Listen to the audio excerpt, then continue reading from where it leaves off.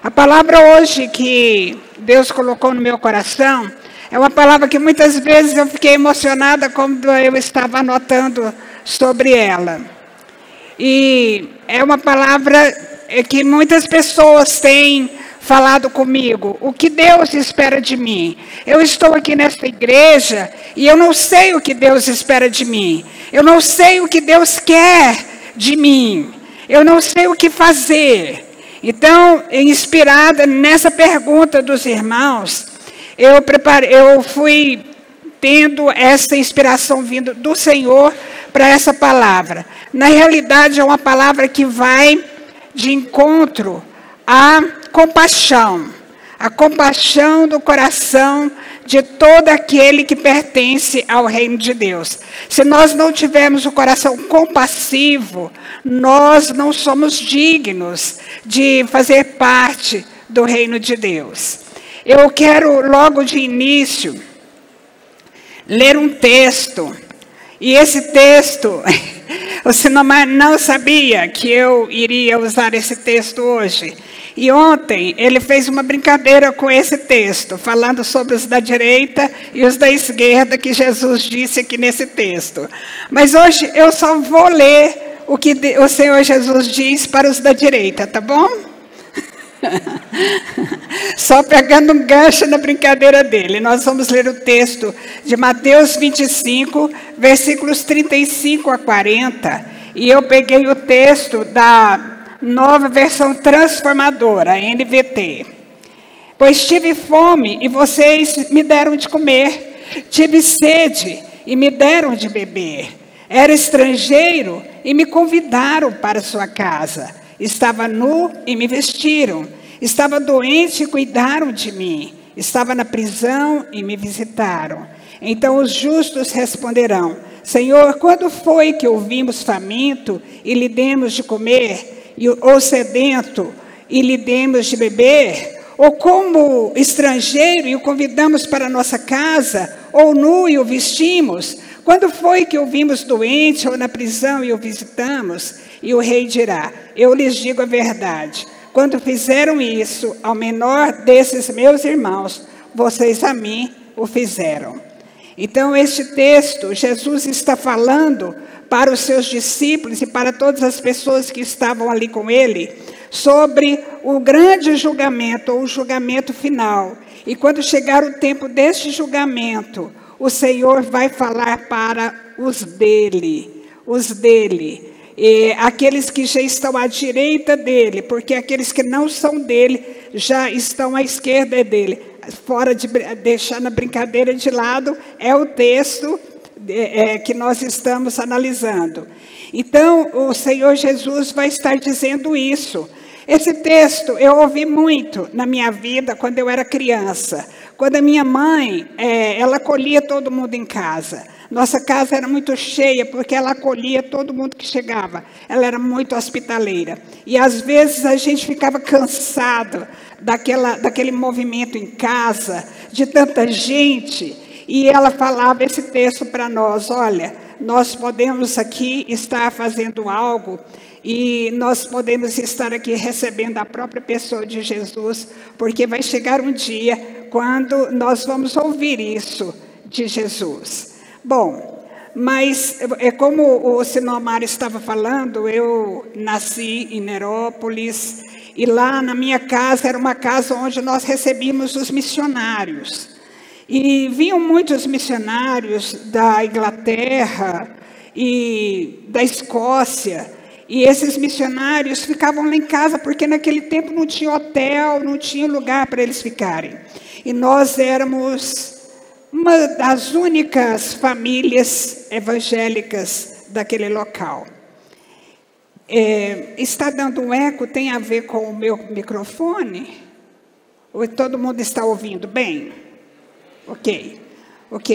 Então, eu estava pensando nisso, o fato de eu ter sido criada, eu quero falar isso, porque eu sei que tem muitas jovens aqui, muitos jovens, e eu quero então dizer isso para vocês. Eu cresci num lar evangélico, meus avós já eram convertidos, meus pais também, E como eu estava dizendo, eu cresci no meio deste ambiente de missionários, e eu cresci com muita proteção e com muito amor também. E eu achava que eu era, como se eu pudesse dizer assim, a garota propaganda do reino, tá? A garota propaganda do reino. O Sinomar falou que em Anápolis nós éramos do mesmo grupo coral, nós éramos do mesmo grupo de jovens, e eu estava ali achando que eu era a garota propaganda do reino. E tem muitas meninas aqui e rapazes também que acham que são os garotos e as garotas propagandas do reino. Por quê? Porque aprenderam uma religião, porque aprenderam princípios evangélicos, porque aprenderam como que é o comportamento de uma pessoa de Deus, mas às vezes nunca tiveram uma experiência forte com o Senhor. Então, só aos 19 anos que eu entrei numa crise. E aí eu fui para o meu quarto e orei e falei com o Senhor: Senhor, eu quero saber o que o Senhor espera de mim. O que o Senhor espera de mim? Talvez você esteja aqui hoje perguntando: o Senhor, o que o Senhor espera de mim? Como um dia eu perguntei. E depois dessa pergunta, a minha vida começou a mudar. A minha vida teve muitos momentos depois disso, em outras fases da minha vida, que novamente eu fui para o lugar secreto, como nós costumamos cantar. Que tem momentos que nós temos que ir para o lugar secreto. E ali no lugar secreto nós temos que falar aquela palavra bem íntima com o Senhor. Senhor, o que o Senhor quer de mim? Qual é a transformação que o Senhor tem para mim? E eu acho que essa palavra vem muito de encontro com a nossa identidade luz para os povos. A identidade luz para os povos é uma identidade de chamado. Desde que eu cheguei aqui em Goiânia, nós chegamos como família e nós viemos para esta igreja. E aqui nós tínhamos muitos cultos, onde naquele culto nós tínhamos que decidir o que nós queríamos ser. Se você quer ser um missionário, eram os apelos. Venha até aqui à frente. Se você quer ser um pastor ou uma pastora, vem aqui que nós vamos orar por vocês. Eu não tinha ainda, mesmo quando eu cheguei aqui para Goiânia, eu ainda não tinha exatamente o rumo do que Deus queria de mim. Mas foi naqueles momentos de apelo, naqueles momentos de pregações que os pastores faziam esse tipo de convite, que eu ia me entregando. E assim a minha família também. Os meus filhos, o meu falecido marido, porque eu era viúva, o Sinomar fala umas coisas assim, não deixa as explicações, quem não me conhece fica sem entender, né? Então, eu fiquei viúva em 2005, mas antes, os que nos conheceram sabem que éramos totalmente dedicados ao Senhor dentro do chamado que Deus tinha para a nossa vida. Porque nós encontramos esse chamado um dia por causa desses lugares secretos nossos que nós íamos para a presença do Senhor. E quantas vezes nós estávamos como família, ajoelhados, clamando ao Senhor, e o Senhor trazia visões, trazia revelações, trazia luz para aquele momento. Então, para que Deus me criou? O que Deus quer de mim? Essa pergunta muitas vezes fica aí na sua mente.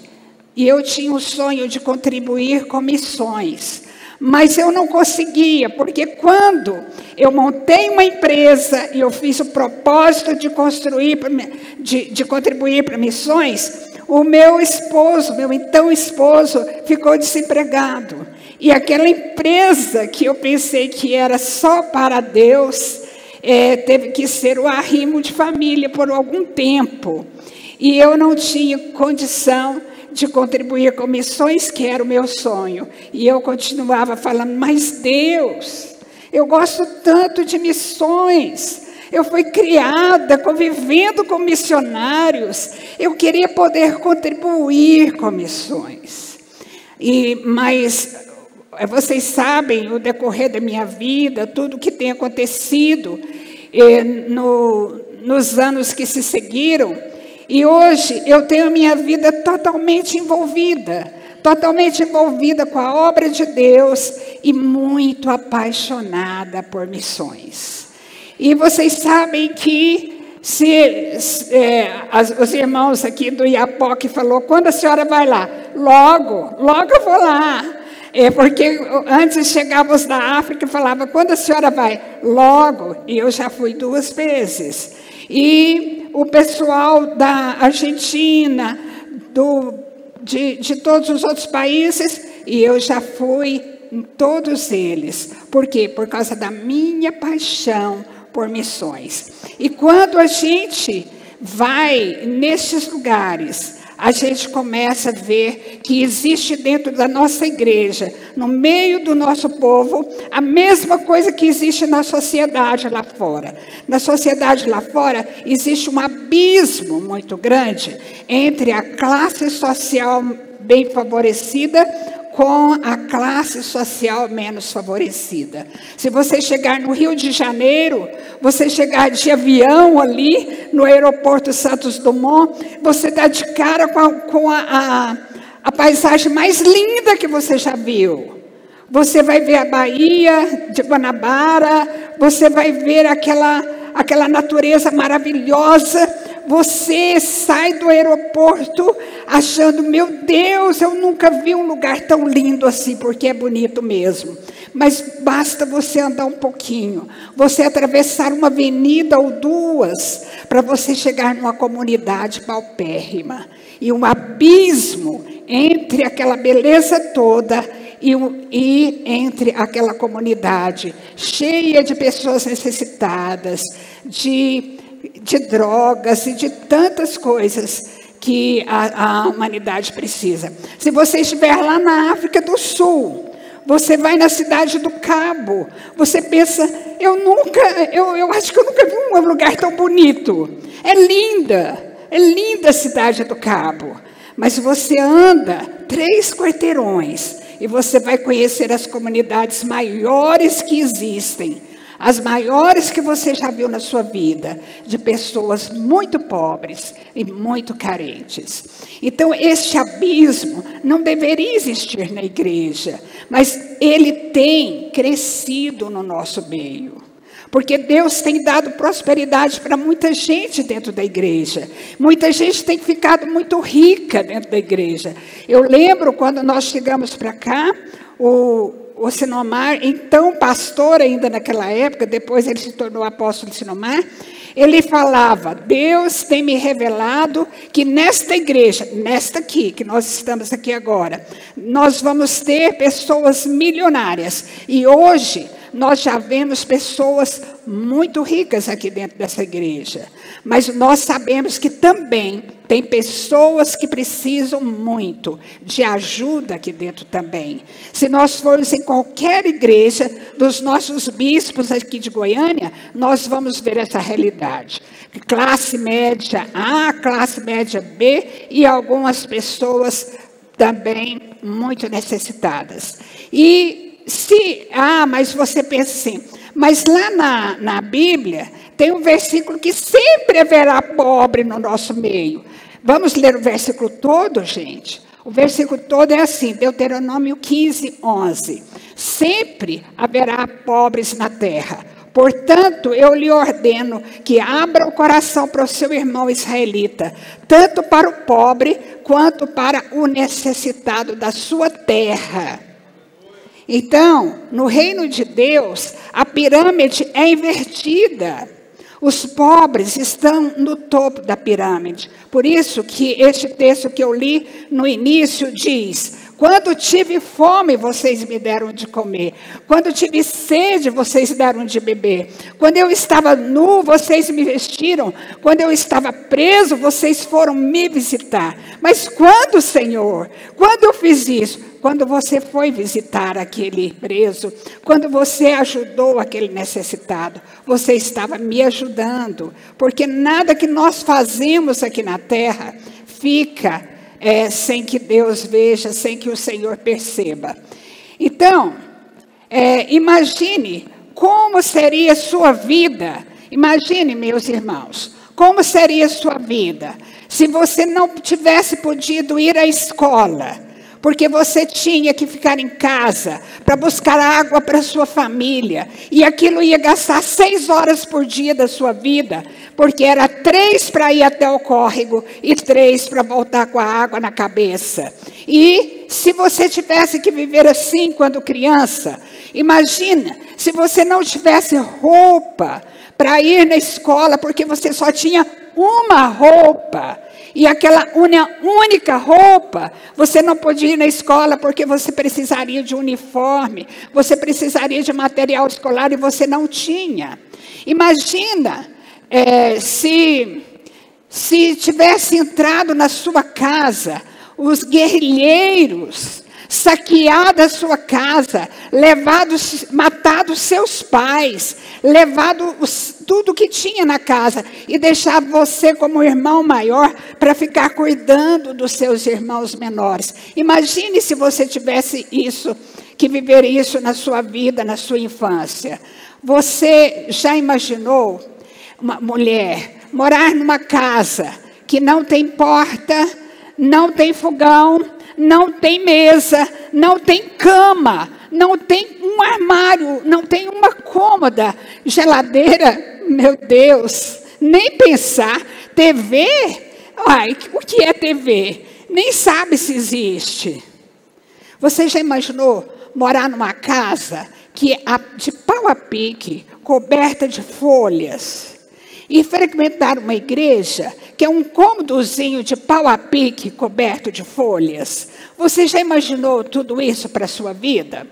Você já imaginou não poder tomar banho porque não tem água na sua casa? E também você não tem lugar para você fazer suas necessidades físicas, e você tem que procurar um lugar no campo, no mato, e ainda com medo de algum bicho que possa chegar, porque não tem lugar para isso. Você já imaginou viver assim? Isso é pobreza extrema. Isso são os nossos irmãos de Moçambique. Lá é muito comum isso. Lá você visita a aldeia, e eu vi isso. E todas as pessoas daqui que foram visitar lá viram isso. Viram isso e muito mais. Você pensa que conhece o que é pobreza, mas você não conhece. Você não conhece a pobreza extrema. Você não sabe o que é isso. Só se você for lá, e você está convidado a ir, você pode ir em Israel. O Sinomar vai estar aqui com um grupo vendendo a viagem a Israel. E é muito bom também. Mas você precisa conhecer os nossos irmãos de Moçambique. São 2 viagens que você precisa fazer. Porque quando você vai lá, você muda a sua cabeça. Você muda o seu modo de pensar. Você pode ir também no Peru. No Peru, nós temos as igrejas nos Andes. São comunidades carentes também. Eles nem falam espanhol. Eles falam uma língua que chama quechua. Por quê? Eles são nativos. Eles são nativos. Eles são aqueles peruanos que usam ainda aquelas roupas nativas. É onde nós temos as nossas igrejas. Você pode ir na Argentina, lá nas comunidades que o bispo Guilherme trabalha, que ele faz o trabalho dele. E assim você vai conhecendo os nossos trabalhos. E preparando essa palavra, eu me lembrei do livro de Ruth. Quando Ruth, a moabita, nora de Noemi, estava lá com o seu marido morre, o marido de Noemi morre, aquelas mulheres ficam viúvas, e não tem jeito de plantar nada por causa da seca, acabou a comida, acabou o dinheiro, elas não têm como viver. E aí então, elas se mudam para Belém. A Bíblia chama Belém, o significado de Belém, de casa do pão. É o que significa Belém. E aí então aquelas mulheres mudam para Belém. E lá em Belém, Ruth começa a trabalhar no campo. E esse campo que ela vai trabalhar tem alguns personagens que são muito fortes para nós. Tem o dono do campo, que é Boaz. Boaz aponta para Jesus. Jesus é o dono do campo. Jesus é o dono do campo. Os empregados de Boaz somos nós, os servos. Nós somos os servos de Jesus. E lá estava aquela mulher viúva, sem nada para comer e sem trabalho. Mas na lei tinha um versículo. Quando fizerem um ensinamento, quando fizerem a colheita de sua terra, não colham até a extremidade da lavoura, nem ajuntem as espigas caídas de sua colheita. Deixe-nas para o necessitado e para o estrangeiro. Nós somos servos de Boaz. Jesus é o Boaz da nossa vida. Aqui estão alguns trigos. Aquele campo era de trigo e de cevada. Este pendão é que chama de espiga. Se você for lá no site da Embrapa e você falar espiga de trigo, ele vai mostrar isso aqui para você. Ou então de cevada, é a mesma coisa. E ali estava Ruth. E enquanto aqueles servos colhiam o trigo, eles tinham que deixar cair alguns no chão, para que Ruth pudesse colher, porque ela estava necessitada e ela precisava de mantimentos na sua casa. E assim também é a nossa vida aqui. Nós colhemos, vocês que têm um bom salário, um bom emprego, vocês precisam de olhar para os pobres e os necessitados do nosso convívio, que nós trabalhamos com eles. Nós levamos Jesus, que é o principal para a vida deles, mas também precisamos levar o mantimento para eles. Então, aqueles empregados iam colhendo o trigo e a cevada, apontando então, a fazenda era de Boaz. Boaz aponta para Jesus. Vamos de novo, Boaz aponta para e os trabalhadores que estavam colhendo o trigo aponta para nós. E lá estava Ruth, colhendo aqueles trigos que iam caindo. Ainda bem que eu faço pilates faz 2 anos. E aí então Ruth ia colhendo aqueles trigos. E ela colhia tanto trigo e tanta cevada. E quando ela chegava no local que eles se encontravam, ela debulhava. E aí ia colocando, talvez em panos, né? Porque aquelas mulheres usavam muitos lenços. E ela chegava em casa com tantos grãos que Noemi perguntava, mas quem é essa pessoa? Porque você trouxe muitos mantimentos. E aí então ela falava que era Boaz. E que os empregados de Boaz tinham espalhado, tinham deixado aqueles trigos. E ela pôde ir pegando aquele trigo. Depois da ginástica, tem que beber um pouquinho de água.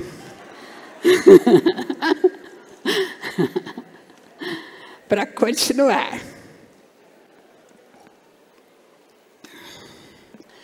Bem, você está disposto ou disposta a abrir o seu coração para a vontade de Deus na sua vida? Amém? Amém. Então, é nosso dever moral ajudar o nosso próximo. É nosso dever moral. Nós precisamos. A Missão Luz agora, ela está formando um grupo de parceiros. Essa semana passada, eu e o Sinomar fomos ao médico. E lá no médico nós contamos que nós estamos trabalhando com parceiros. E aí o médico se tornou um parceiro. Na mesma hora ele já mandou uma oferta e pediu que todo mês nós o lembremos dele mandar a oferta. Ele se tornou parceiro. Então você pode ser um parceiro da Missão Luz, dando a sua oferta mensalmente. Depois, no intervalo, você pode passar ali no estandezinho da... não tem? Um estande de missões? E você pode deixar lá o seu nome e o seu contato. Só isso. Porque aí os meninos que trabalham lá no escritório vão fazer contato com você. E isso vai fazer uma grande diferença no nosso ministério, na missão. Mas hoje, então, a minha palavra tem duas frentes.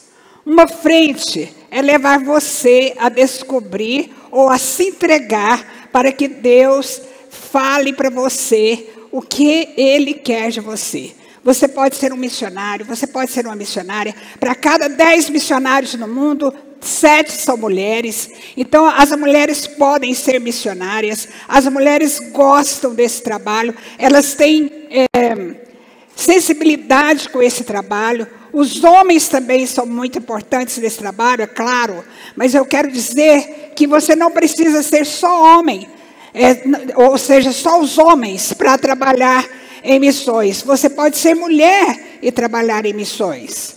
Então, tanto os homens quanto as mulheres são bem-vindos e devem abrir o seu coração. E eu quero fazer a minha primeira oração com vocês.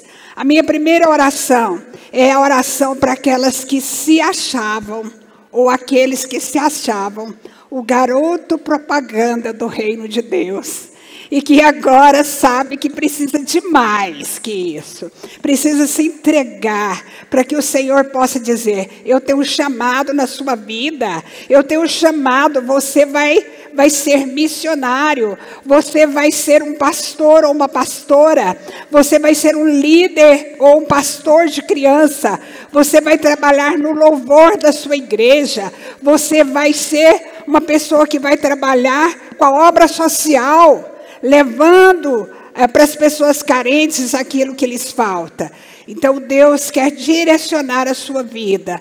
Eu quero, então, que aqueles que têm dúvidas, que tinha dúvida até aqui, e que quer agora ter aquele lugar secreto com Deus, que fique de pé, que eu vou orar com você. E isso vai ser o início do lugar secreto, porque depois você vai ter o seu momento sozinho na sua casa com o Senhor, dizendo: Senhor, eu me entreguei de forma diferente para o Senhor, para que o Senhor possa direcionar a minha vida. Direcionar a minha vida. O Sinomar disse que eu morei em 8 cidades diferentes. Realmente, eu morei em 8 cidades. Em todas elas,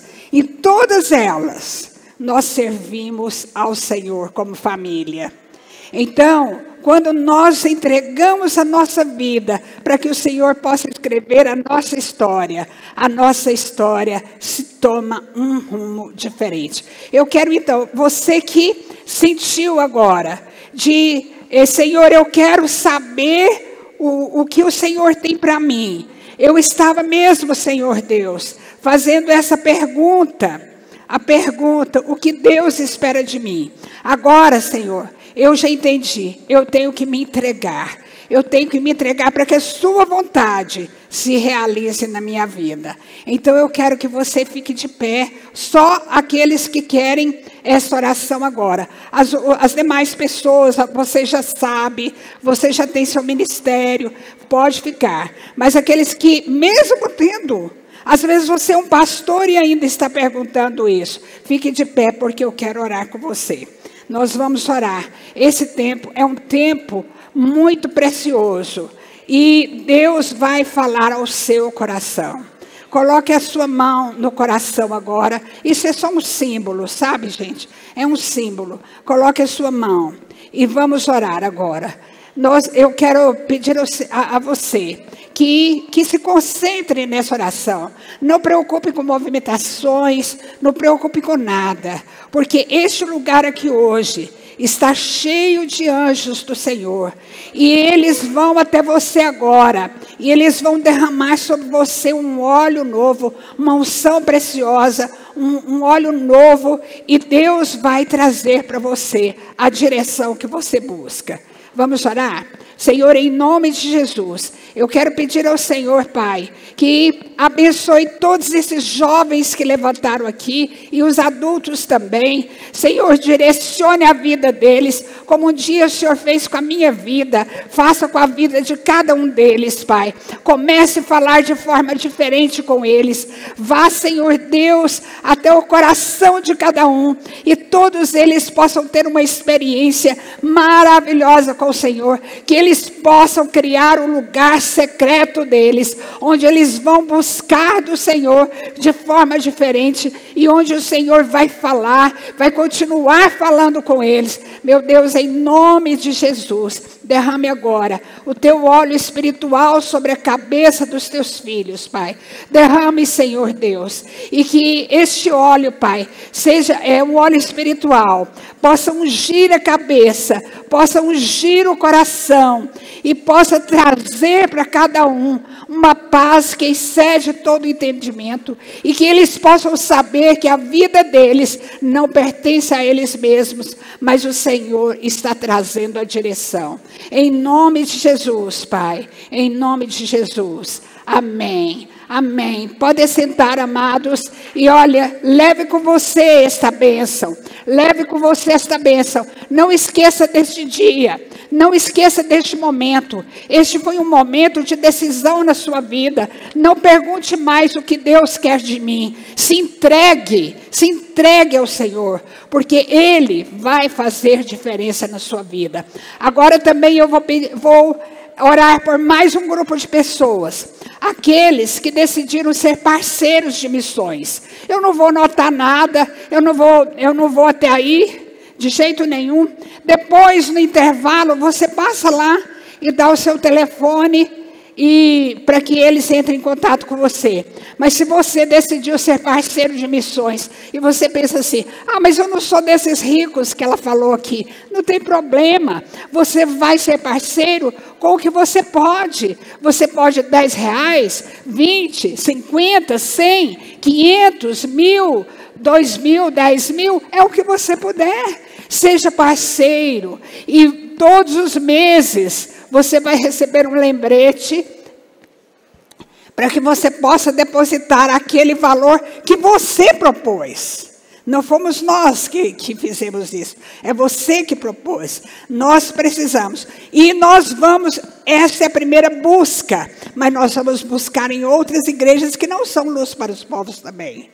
Por quê? Porque nós precisamos de pessoas que tenham o coração cheio de compaixão.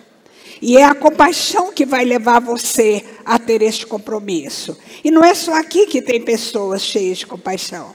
Como eu falei, nós somos o médico não é luz para os povos. Ele é evangélico, mas ele é de outra igreja e ele se tornou um parceiro nosso. Nós estamos indo atrás, nós já estamos agendados com gente de muitas igrejas para buscarmos parceiros para a Missão Luz, porque nós queremos crescer muito. Então, se você quer ser um parceiro ou uma parceira, fique de pé que eu vou orar com você. Não vou chamar você aqui à frente, você só fica de pé e nós vamos orar. Todos aqueles que querem ser um parceiro, que querem fazer um compromisso de todo mês mandar uma contribuição para missões, uma contribuição pessoal, não é da igreja, é uma contribuição pessoal. Coloque a mão no seu coração e nós vamos orar. Senhor, aqui estão os teus irmãos, Pai, que estão se colocando diante do Senhor e desejam ser parceiros, Pai, de missões. Eles desejam, Senhor Deus, estar levando ajuda para os teus filhos que precisam tanto. E, Senhor Deus, eu sei que o Senhor não vai deixar de ver cada um que está aqui, se dispondo para este momento novo na sua vida. Porque, como diz a tua palavra, o Senhor, naquele dia final, vai saber quem ajudou o necessitado, quem deu água para o sedento, quem visitou aquele que estava preso, quem fez para o teu reino. Meu Deus, em nome de Jesus, que o Senhor possa derramar a tua bênção sobre cada um agora, em nome de Jesus. Amém.